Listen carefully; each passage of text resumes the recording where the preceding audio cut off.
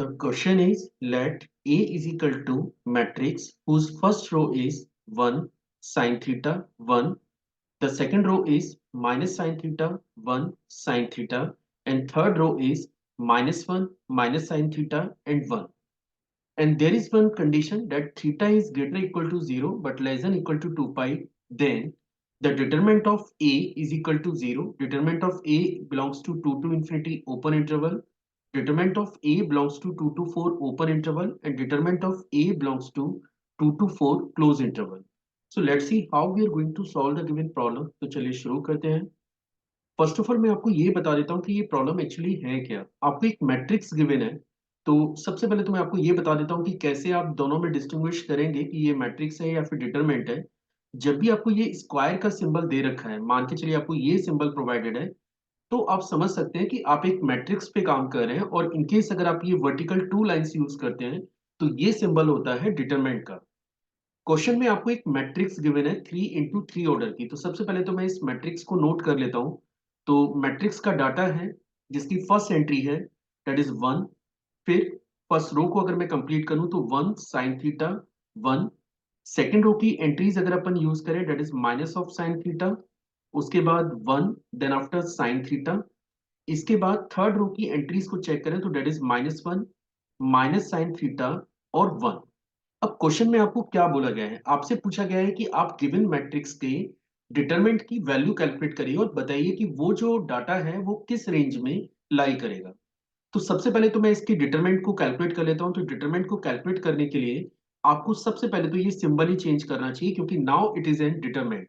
तो अब आप इसे लिख सकते हैं 1 sine theta 1 minus sine theta 1 sine theta, उसके बाद -1 माइनस साइन थीटा और 1 के. ठीक है. तो फाइनली मेरे पास एक डिटरमिनेंट आ चुका है और अब मुझे सबसे पहले इसको सिंप्लीफाई करना है. वैसे आप चाहें तो डायरेक्टली इसको सिंप्लीफाई कर सकते हैं, ये काफी आसान डाटा है, लेकिन स्टिल अगर आप इसमें कुछ ऑपरेशन अप्लाई कर देंगे तो ये और इजी हो जाएगा. तो फर्स्ट ऑफ ऑल हम लोग ये डिटरमिनेंट को सॉल्व कर लेते हैं और इसके लिए मैं यहाँ पे एक प्रॉपर्टी अप्लाई कर रहा हूँ. प्रॉपर्टी ये है कि मैं R1 में ऐड कर रहा हूँ R1 प्लस R3. तो बेसिकली मैं R1 रोज की एंट्रीज में R3 रोज की एंट्रीज को ऐड करने जा रहा हूँ. ऐसा करने से डिटरमिनेंट की वैल्यू तो अनचेंज रहेगी लेकिन आपका डाटा काफी आसान हो जाएगा. तो आप देख सकते हैं 1 और -1 को अगर आप ऐड करते हैं तो ये वैल्यू 0 बनेगी. साइन थीटा और माइनस साइन थीटा को जब आप ऐड करेंगे ये वैल्यू 0 बनेगी और इसको आप 2 लिख सकते हैं. बाकी के सारी एंट्रीज में कोई चेंजेस नहीं होगा. तो det is minus sine theta 1 sine theta, उसके बाद थर्ड रो की एंट्री हमारे पास होगी -1 माइनस साइन थीटा और 1 के. तो अब आप यहाँ पे इजीली चेक कर सकते हैं कि अगर मैं इसको R1 रो के रेस्पेक्ट में ओपन करूं तो इसको हम लोग काफी आसानी से ओपन भी कर सकते हैं. तो इनकेस अगर मैं ये रो के रेस्पेक्ट में इसको ओपन करूं तो सबसे पहले 0 इंटू सम एक्सप्रेशन आएगा प्लस 0 इंटू सम एक्सप्रेशन आएगा. उसके बाद बेसिकली आपको 2 को ओपन करना पड़ेगा. ठीक है. तो जब आप 2 को ओपन करेंगे तो 2 इंटू, क्योंकि हम लोग डिटरमिनेंट की वैल्यू निकालने जा रहे हैं, तो सबसे पहले मुझे ये टर्म को इससे मल्टीप्लाई करना है. तो ये बनेगा मेरे पास साइन स्क्वायर थीटा, क्योंकि माइनस साइन थीटा को माइनस साइन थीटा से मल्टीप्लाई करना है. तो ये बन जाता है साइन स्क्वायर थीटा के. फिर माइनस, फिर -1 को -1 से मल्टीप्लाई करना है. तो ये क्वांटिटी आपकी -1 जनरेट होगी. या फिर आप इसे लिख सकते हैं 2 into 1 plus sine square theta के, and this is the value of determinant of A. पर क्वेश्चन में आपसे पूछा गया है कि जो डिटरमिनेंट ऑफ ए है उसकी रेंज क्या है, मतलब वो मिनिमम कितनी वैल्यू देगा और मैक्सिमम वैल्यू कितनी प्रोवाइड करेगा.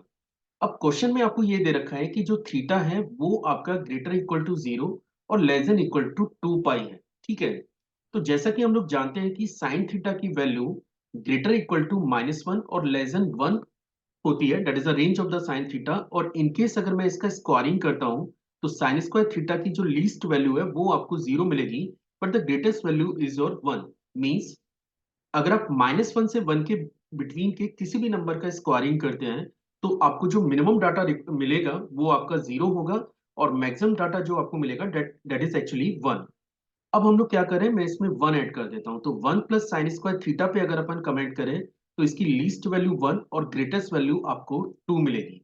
तो बेसिकली मेरा टारगेट क्या है, मेरा टारगेट है ये एक्सप्रेशन की रेंज फाइंड आउट करना। तो आप देख सकते हैं कि जिस एक्सप्रेशन की रेंज आपको निकालनी है उसमें और ये जो लास्ट लाइन आपके पास है, बस एक छोटा सा अंतर है कि मुझे इस पूरे एक्सप्रेशन में 2 से मल्टीप्लाई करना है। तो इनकेस अगर मैं पूरे एक्सप्रेशन में 2 से मल्टीप्लाई करूंगा तो ये बनेगा 2 less than equal to 2 into 1 plus sine square theta and this is less than equal to 4। और ये क्या है? ये that is actually determinant of A. ये जो मैट्रिक्स आपको गिवन थी उसकी डिटरमिनेंट की वैल्यू है। तो means this is greater equal to 2 but less than equal to 4, और we can write it that is determinant of A belongs to 2 to 4 close interval.